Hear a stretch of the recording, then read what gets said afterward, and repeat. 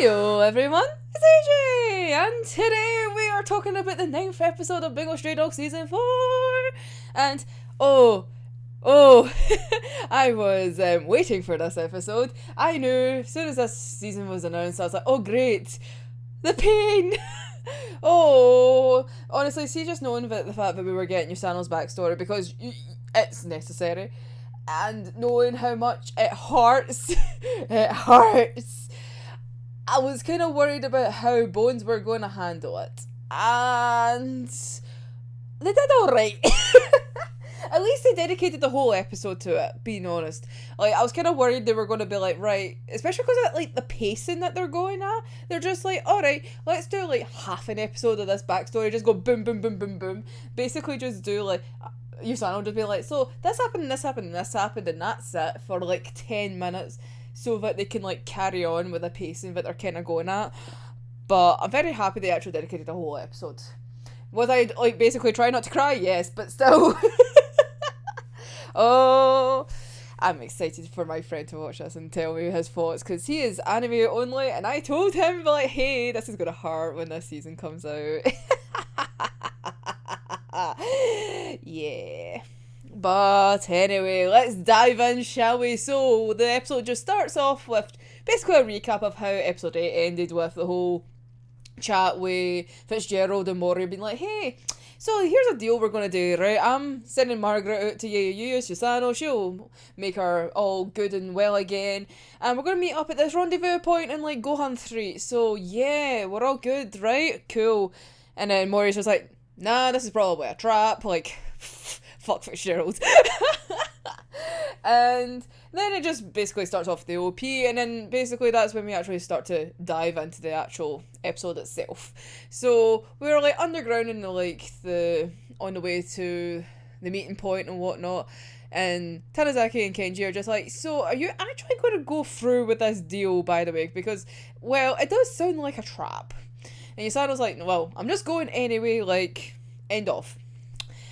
And Tanizaki brings up the fight, well, like, what's so bad about joining the mafia? Mate. Like, really? They're the fucking mafia. But obviously, then we get, like, the wee flashback to the fact that Yosano goes, like, one member from the agency, bullshit, you just want me. And then obviously, Mori, being fucking Mori, the fucking dick that he is, lies, saying like, oh yeah, I'm allowed to have you if I wish. It's like, no. Bullshit. But anyway, so we get that little flashback from, like, the previous episode or whatnot, and, like, Tanizaki brings up, it's like, is it to do with the whole, like, angel of death thing? Oh, here we go. So Yosano goes like, right, okay, I'm not going to worry any longer. We're going to walk and we're going to talk. I will explain it all as we go through these underground passages to go get to the rendezvous point. And here we go. We're going back 14 years. It's time to cry. And, oh no. So, it's set during the Great War that you got to see a little tease of at the beginning of the season with, well, Fukuji basically phoning up Fukuzawa being, hey, can you kind of help over at this, like, really messed up island? Like, we really could use, like, your expertise. So, there's this island, it's called Tokoyamajima, and, well, it's basically an island that is just always nighttime, and it's, like, a very fucked up battlefield, so please come help me out. And then, well, at the time, Fukuzawa goes like, nah, bitch, ends up with Ranpo. But we join a whole group of soldiers that have been injured and whatnot, and in storms little baby, well, I say baby, she's like 12, but, like, wee young Yosano, and just slags the fuck out of them, be like, oh, you wimps! Get back on your fucking feet! Uses her ability, the whole room just goes like, wait, what the actual fuck? I have my arm back, I have my leg, it's like, I can see! And rightfully so, when, like, you know, especially if body parts have been missing and you suddenly have them back, they're just like, holy fuck, what is this? And then on and whatnot. like, start, like, praising and, like, worshipping Yosano, and she's just like, yeah, can you not, mate? Like, no. And obviously we have stupid fucking Mori. Creepy 26-year-old Mori, who can actually just get to fuck. Because he's still creepy no matter what fucking age he is. Oh.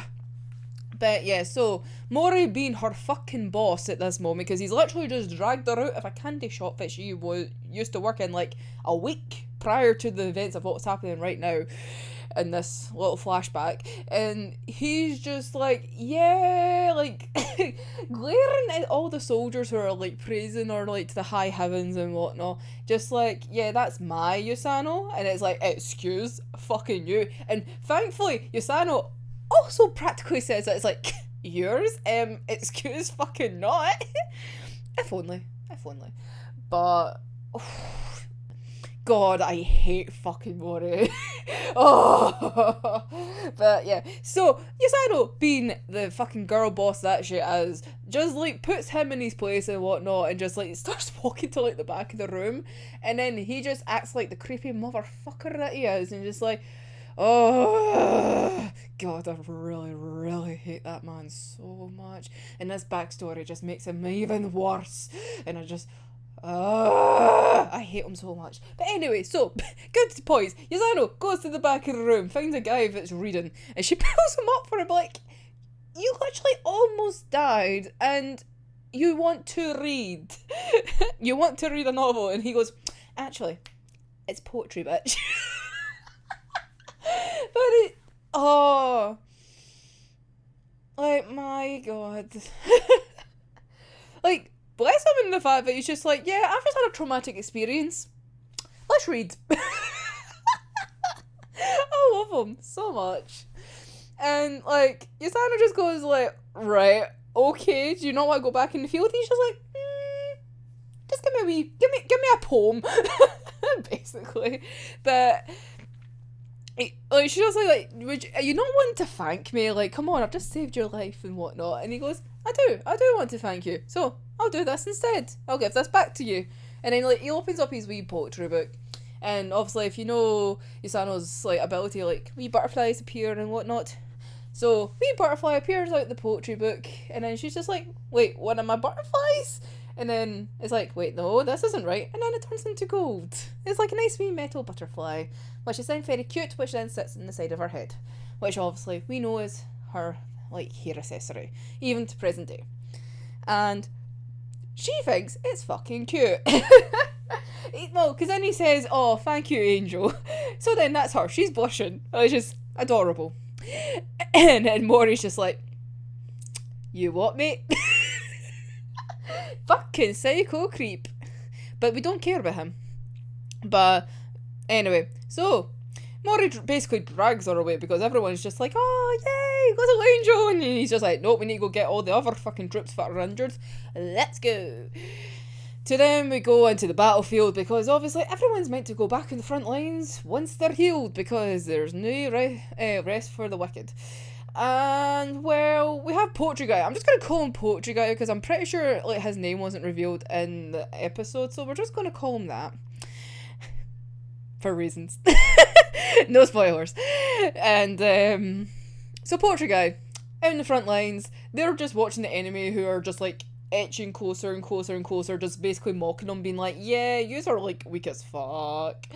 And then they get attacked. And then everyone goes pewy, and everyone just goes pew. And some people lose a lot of limbs. Which then like cuts forward to him screaming awake. Naturally.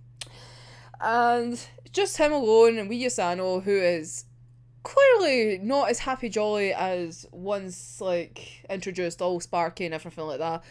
She is literally just being like, yeah, am I actually doing good by healing yous all the time? Like, I don't think I'm doing well. And like wee Poetry Guy is just trying to comfort her, which is kind of him. And he gets out like a wee bit of metal like around his neck and whatnot, and then like etches onto it, and she's like, wait, what? And he's like, oh yeah, I mark down every time that you save me. And basically I do it in like the kanji for just. because you're just. And basically 5 times makes a just. And oh god. Like, mate, you shouldn't. Oh, hindsight, mate, you really, really, really shouldn't. But we cut forward, like, in time, and obviously Yosano's used our ability countless times. And we have a fuck ton of, like, injured shoulders. Again, and again, and again. Because what turned out to be, like, she would be healing them, like, every 3 days, then turned to she was healing them 3 times a day. 3 times a fucking day. Like, you see earlier on that she's shattered when she has to heal like 80 people like at once, and that was when it was quieter. Like, never mind having to do like what 80 odd people 3 times a day. Like, my god, no wonder when like we see her in like the corridor with all the injured shoulders again, and she's like point blank trying to refuse like to heal them. Like, she just looks so fucking broken. And also we have the fish eyes, which you know is mean they're fucked up. But no, Mori had to be there and ruin everything, because he just goes, well, you know what, it's really hard for me to say no to a wee young lassie, but you know what, fuck you, no, I'm telling you what to do. You're gonna fucking heal them under my fucking orders, and you're going to do it. Because I'm going to give a bit this whole big speech about, like, how, like, what we're doing is for the good and we need to show the government, like, up themselves and whatnot. And it's like, mate, chill your fucking pants. Oh, God, I fucking hate him. And, like, Yosano stands up for herself. Fuck yeah. And Mori just goes, that's all. Here's poetry guy. Pew. He's now bleeding out. He's going to die if you don't fucking heal him. And I was like, oh, you fucking bastard. Oh, God, I really, really, really... Can you tell I really don't like Mori? This is literally, like, the story of it just, like, fucking solidified how much I fucking hate him. I already hate them at this point. It just got, like, tenfold, like, a million times worse, like, when I read this the first time. I need to, like, deep breath. I'm getting way too angry. I'm getting worked up myself just talking about this. My god. So, like, after that, like, we cut to, like, Yosano being stabbed by, like, one of the other soldiers. Like, he's just lost the plot himself. He's like, nope. Like, basically it's just like, I have no peace when you're here. You're just, like, hell embodiment. Like, I cannot get any peace if you're here, because you're just going to bring me back to life and put me back out there, and I just don't want that. Which is fair. Which is very fair, given the fact that, like, this is a never-ending war where they're constantly losing. Like, when, like, the majority of your force is, like, incapacitated at a time, basically that is the end of the fucking war. But no, because Yosano's there, she just gets abused like nobody's business to bring all these people back to life and or back to full health, to then send them back out again. Like, what the actual fuck, Mori, and your stupid, like, immortal fucking army business. Do you know it's his fucking fault that the fucking hunting dogs exist? Just think about it. Oh, hate it. But anyway, stupid Mori, man. So, yeah. So she gets attacked, and obviously, naturally so, is upset about it, goes off and has a, like, quiet moment for herself, realises that she's lost her wee butterfly, which is, like, the only kind of comfort that she's having at the moment, because, like, at this point, everyone fucking hates her. Like, all the soldiers hate her. Like, Mori is just abusing the fuck out of her ability. Like, her mental state is just, like, non-existent almost at this point. And she then starts to hear Poetry Guy, like, through the pipes. And he basically just tells her, it's like, hey, yeah, you are, like, too much, by the way. But I need you to do something for me. I need you to go tell my parents and my brother, like, goodbye for me, because I am ending this in my own terms and you're no doing anything to stop me. I am getting out of this life. And Yosano obviously panicking because, like, she likes this guy, like, and she's trying to find him, and then obviously finds him too late to find him. Obviously, that he's hung himself and whatnot, but not to like make things worse or just to like rub like salt into the wound. Like, makes a point of leaving his little amulet that he'd been marking down like how many times that he'd been saved, which is absolutely just covered in, well, justs. Like, so many. Even like at the bottom it was just like a practical just scribbles because it was just way too fucking often. Like, part of me's just thinking, when did he actually give up? Because surely there must have been a time where, because it's pretty full. I would not be surprised if he just gave up, because it was just, obviously, 3 times a day. If you're getting revived 3 times a day, you're just gonna go, nah, fuck this shit, boom. And then he also just leaves a note for her saying, you are too just. Like, no fucking wonder. But Yosano then, like, has a proper-ass breakdown. Like, absolute mental breakdown where she's like, yeah, I don't really remember what happens after that. But apparently I tried to blow up the place and I got arrested for it. So then I got put into a facility for years. Even, like, after the war ended, like, I was still practically there because, like, well, I didn't want to be on the outside. I shouldn't have been on the outside. And frankly, like, even if they left the door open, I would not have walked out. I was like, fuck. Like, damn, seeing just how dead her eyes were, like, fuck. And then Tarazaki and Keiji are just like, well, obviously, like, you got rescued and whatnot, you got saved eventually, because obviously you made it out of there and whatnot. And she's like, yeah, but like, by the worst possible guy in the fucking world. Fucking Mori went out his way to go find the fucking lassie so that he can then try and use Yosano to deal with the fucking port mafia boss. Like, it's bad enough. He's like, oh, I'm gonna just find a suicidal kid and I'm gonna use him. No! I'm just gonna abuse all the fucking kids, because that's what I fucking do. I go collect them and abuse them for their powers and abilities and shit. Fucking, honestly, fucking Mori. Also, the fact that Mori ends up styling Elise like young Yosano, like, get to fuck me. Like, no. Oh, but it doesn't matter, because Yosano brings up the point and is like, well, remember how, like, Fukuzawa and, like, our boss and Mori aren't on the best terms, they're practically enemies? It's like, yeah, that's because of me. It's because of me, bitch. Because Fukuzawa just goes, like, no, like, they start fighting on a rooftop, which is great. And he goes, like, what you're doing is, like, so inhumane, like, get a fucking grip, mate.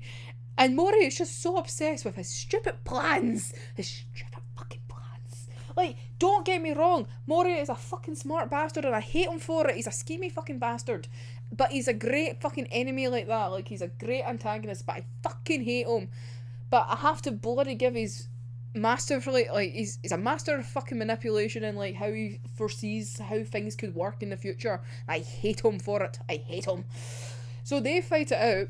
And then Ranpo, being the best fucking boy of the episode, takes her away because she's just like incapacitated. Like, she's just that immobile because, like, obviously she's just practically dead inside. So there's, like, no functions anywhere.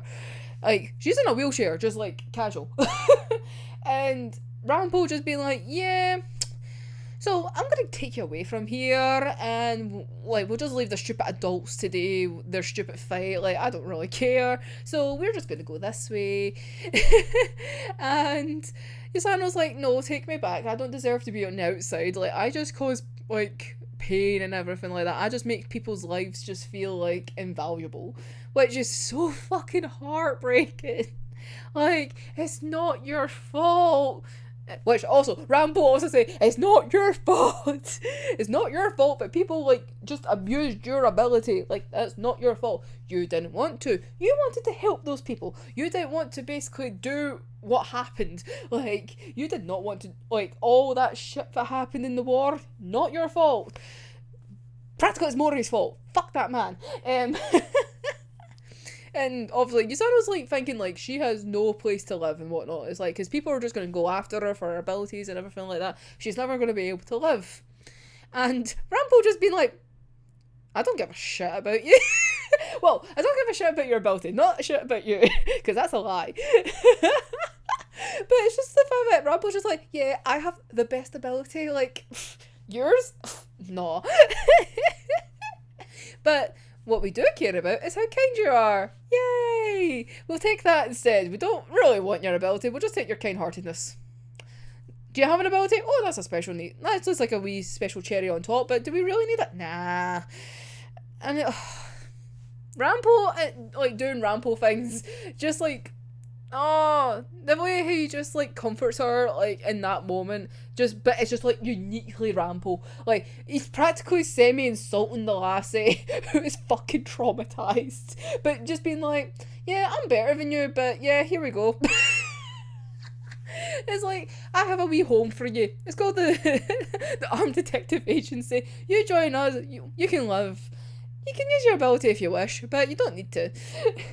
And he's like, do you know what? I can prove it to you and whatnot. It's like, I don't really care about you care about your ability that much, but just to prove it, you've got a safe haven with us. Ding! Found your little butterfly. And then she's like, wait, how the fuck did you find that? I told nobody about that. And he's just like, well, see, that's because I'm the best, and don't you forget it. So that's why I don't care about your ability. So, rightfully so, Yosano has a good week, which she deserves. Like, she deserves to fucking live, man, and have emotions and whatnot. And we get to the end of the episode where she's, like, told all this story, and then they're getting to, like, the doors and whatnot that will... Well, the other side of the door is the rendezvous, and she's just like, I will do anything for this agency. And then we obviously just like, boom, that's the end of the episode. We don't actually get to see what happens at the rendezvous point. It's like, oh great, we have that next week. I'm not gonna lie, what will be revealed in the next episode I was maybe kind of hoping would have maybe been teased at the end of this episode. However, it's fine. So, anime onlys, have fun next week for a big plot twist. So, yay. But I'm not going to spoil. I'm going to be good. Being good. Despite how much I really want to talk about. But yeah, so there we go. There's the wee end of the episode. So let me know your wee thoughts down below, how you thought that they handled the backstory. Did you cry? I was just like clutching at the end, just like, oh no, Yosano. Honestly, I love her so much, and like, her story is just so fucking tragic, and the fact that it doesn't leave her, like, the fact that Mori's just there, as long as Mori's there, like, it just can't end, and I just really need him gone, because the world just needs peace from him. Oh, honestly, see in the future, see if Mori is to die, I swear to fuck, I hope it's by Yosano's hands, because she deserves it the most. Like, oh. Right, I'll try and stop going on about how much I fucking hate Mori and how much I really want him dead. But anyway, he's alive for the moment, unfortunately, and I just need to deal with it. But, oh, I can't believe that's episode 9. We have 4 episodes left. Fucking hell. Like, I really need them to, like, announce, like, a part 2 core, or, like, season 5 coming out. Like, I really need them. Because, frankly, I am in a mess. I really need more episodes. But anyway, we'll be back next week with the stupid little discussions of every episode. And if you like Bungo Stray Dogs, I have a fuck ton of content on this channel. So I have lots of rants and rambles and whatnot. So if you can handle it, it's all there, baby. Yeah. But anyway, until next time, I'm AJ, and I'll see you in the next one. Bye bye.